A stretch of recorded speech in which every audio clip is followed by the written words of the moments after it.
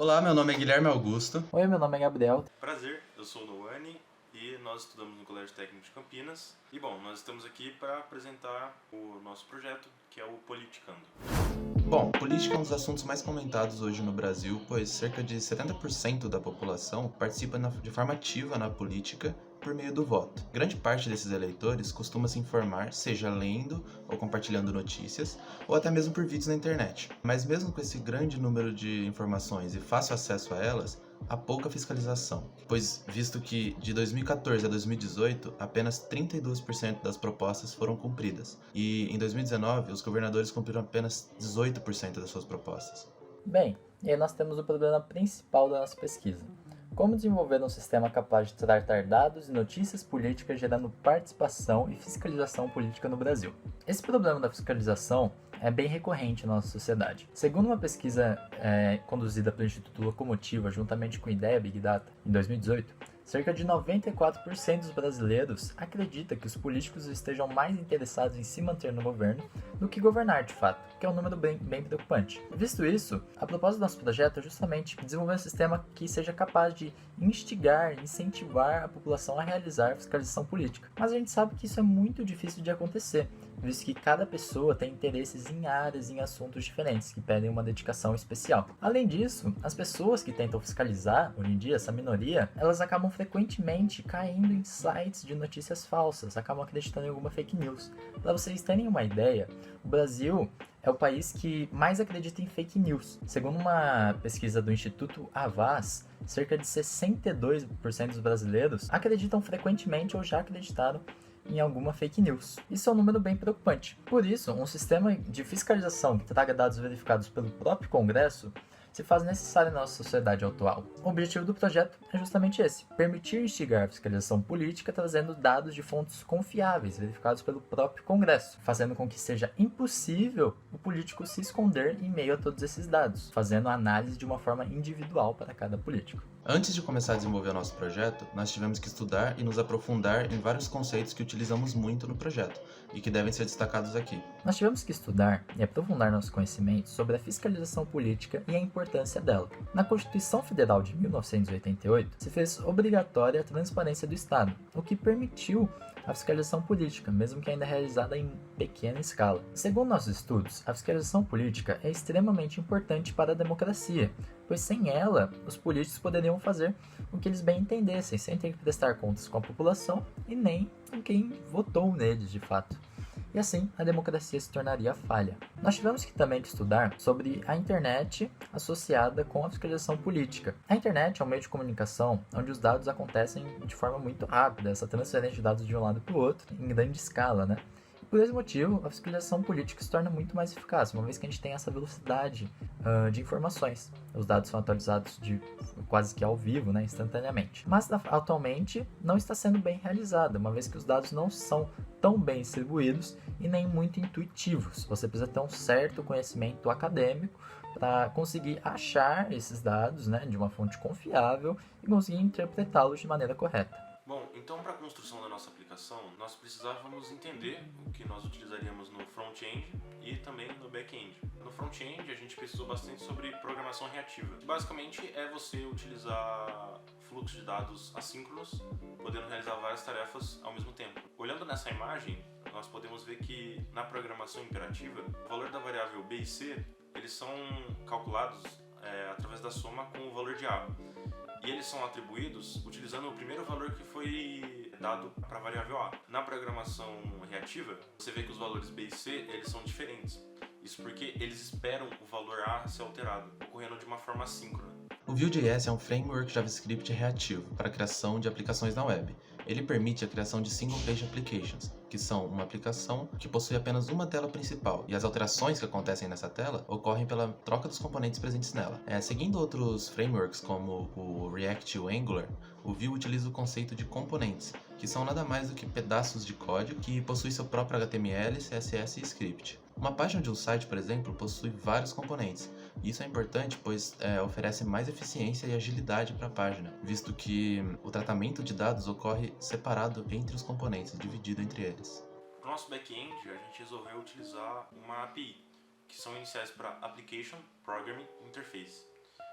Uma API é basicamente um back-end construído totalmente separado de qualquer outra aplicação.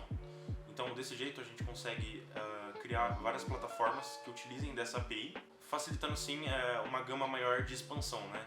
Então, no momento, a gente tem apenas uma aplicação web, mas, se a gente quiser futuramente, nós podemos construir um aplicativo mobile e utilizar desta mesma API, fazendo assim com que fique muito mais simples esse próximo desenvolvimento do nosso projeto. Então, explicando basicamente como funciona uma API, a API ela funciona com requisições.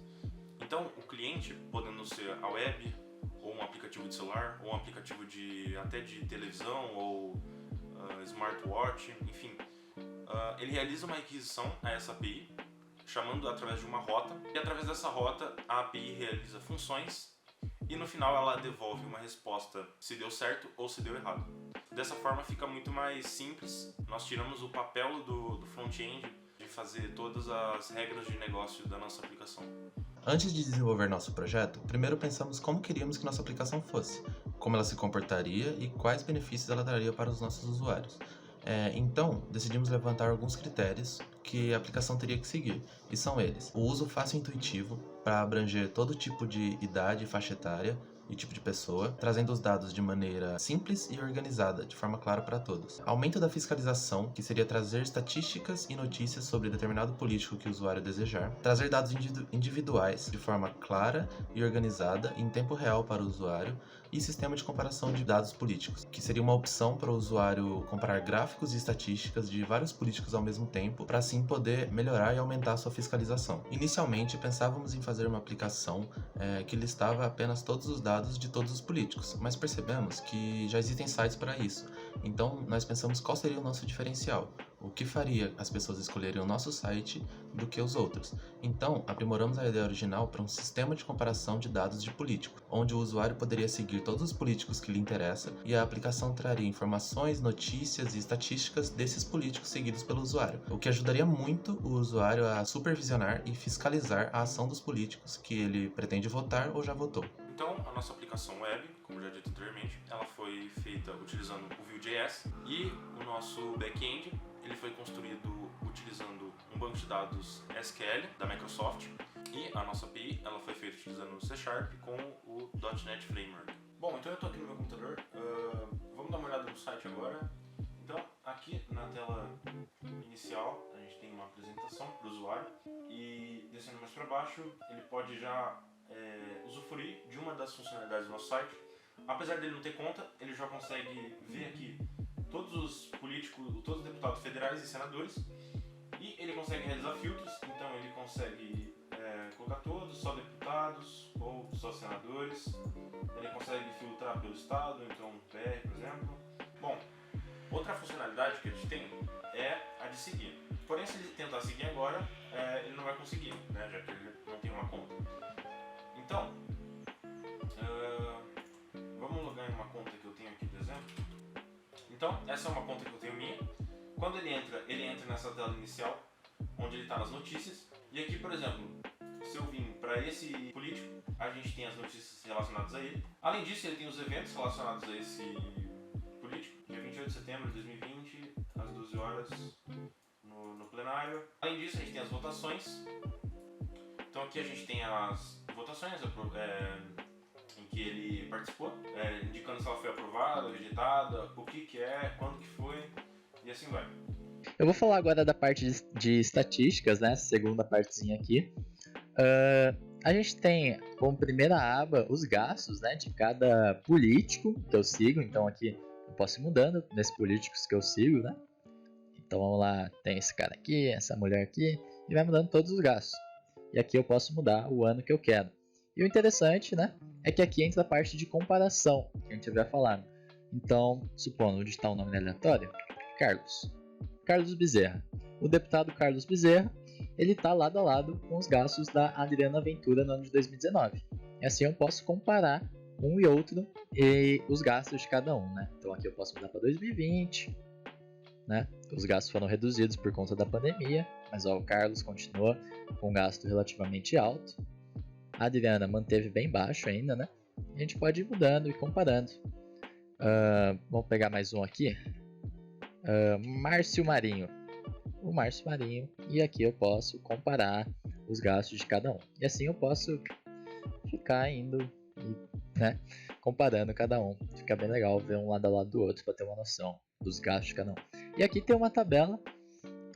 Nessa tabela você pode ordenar, né, o total que foi gasto. Então a gente tem que, no total, o Carlos Bezerra foi o que mais gastou desses quatro, né? Ele gastou R$ 643.238.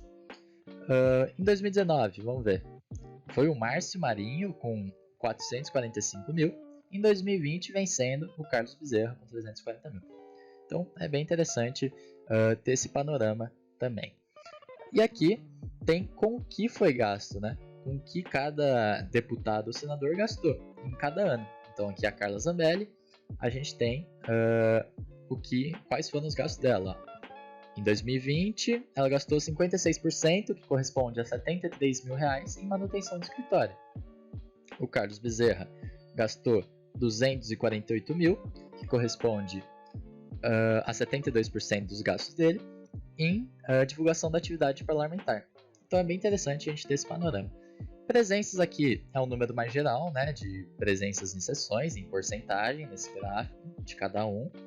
E aqui tem número, né, o número total de presenças e faltas. Por exemplo, esse Carlos Bezerra, ele foi presente em 119 sessões e faltou em 130 sessões. Então é um número bem alto de faltas. E aqui tem as propostas, né?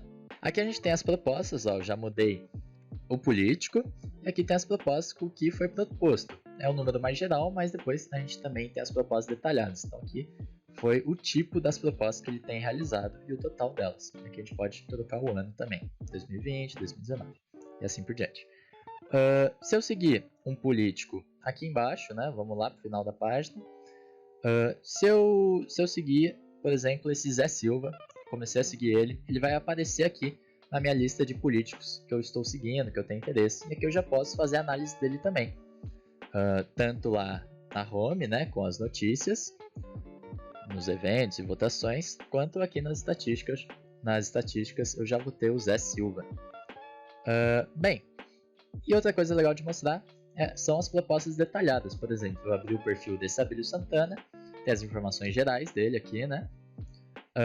E as propostas. As propostas são todas que ele realizou. Então a gente vai andando nessa tabela e tem todas as propostas feitas pelo Abílio Santana.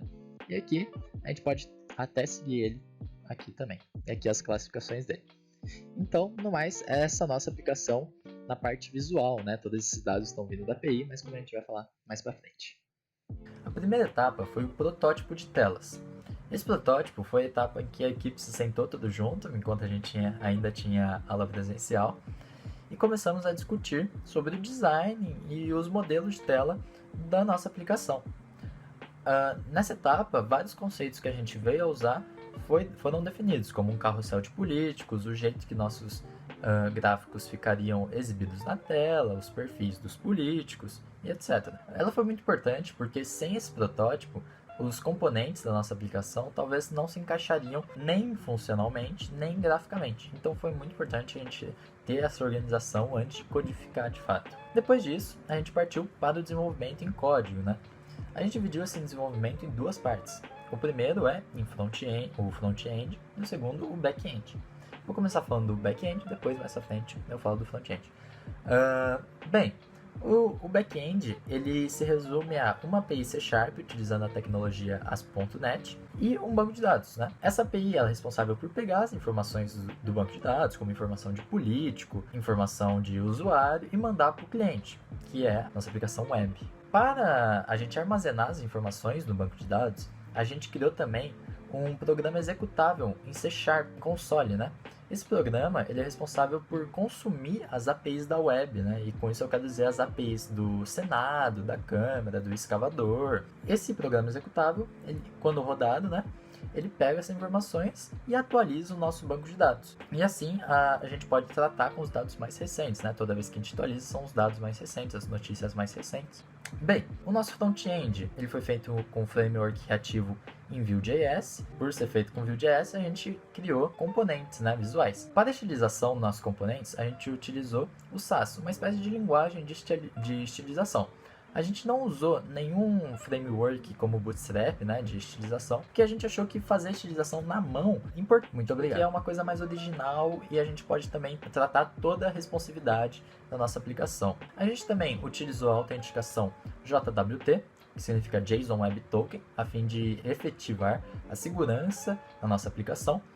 O desenvolvimento tanto do back-end, tanto do front-end, ocorrendo de maneira simultânea, né? Então, conforme a gente desenvolvia uma rota no back-end, a gente testava ela já no front-end. Vamos citar alguns resultados que obtivemos no desenvolvimento do nosso projeto. Bem, os resultados alcançados, sobretudo, foram a descrição de modelo de aplicação intuitivo, capaz de atualizar usuários sobre as atividades políticas, a escolha de tecnologias atuais e eficientes para o desenvolvimento da aplicação, desenvolvimento de um sistema que tem potencial para ser implementado com uma grande quantidade de usuários, desenvolvimento de um sistema que cumpre os requisitos levantados a partir da nossa pesquisa bibliográfica, por exemplo, a fiscalização individual personalizada para cada político, a comparação interativa entre políticos e o grande fluxo de informações ocorrendo de forma muito eficiente. E por último, não menos importante, a construção de um produto que tem potencial para servir como ferramenta de fiscalização política, tornando seus usuários mais conscientes politicamente falando, por consequência, né?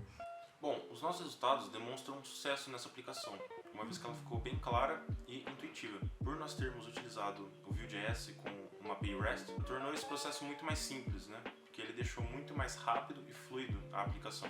Além disso, nós conseguimos atingir o nosso objetivo, que era de poder obter e exibir para o usuário final os dados separados de cada um dos deputados e senadores.